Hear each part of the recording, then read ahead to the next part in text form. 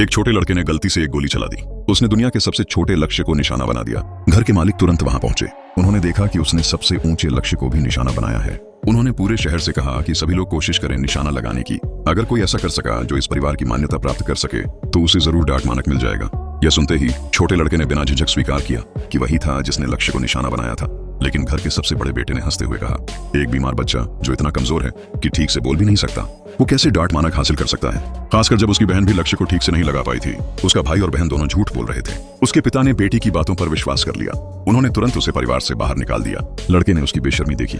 इस मसले को सुलझाने के लिए उसने एक साधारण मुकाबले का सुझाव दिया। प्रशिक्षण मैदान पर सबसे बड़ा बेटा पहला प्रतियोगी बना। पहले मुकाबले में उसने अपनी ताकत आजमाई। उसने अपने हाथ को लहराया और 2 लक्ष्यों को भेद दिया। फिर तीसरे लक्ष्य पर भी निशाना साधा। दर्शकों ने उसकी प्रशंसा में जोर से तालियां बजाईं। उन्हें यकीन हो गया कि उसे जीत मिल गई है। लेकिन छोटा लड़का बस अपनी बहन को एक इशारा देता है। जैसे ही उसने अपनी चाल तेज की, उसका डार्ट एक सीधी रेखा में हर लक्ष्य पर निशाना साध गया। मैदान में एक गहरी खामोशी छा गई। एक सामान्य माफी ही काफी होती, लेकिन सबसे बड़े बेटे ने हार मानने से इनकार कर दिया। उसने फिर से अपने भाई और बहन की आलोचना की और एक बार फिर मुकाबले की मांग की। इस बार मुकाबला सिर्फ ताकत का नहीं, तकनीक और सटीकता का था।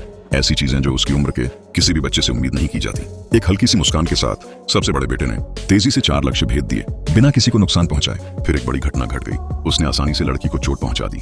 यही बात तय कर गई कि वह अब मुकाबले में भाग नहीं ले सकता। लेकिन किसी ने भी नहीं सोचा था कि उस छोटे लड़के के साथ क्या होने वाला है, क्योंकि वो कोई आम बच्चा नहीं था।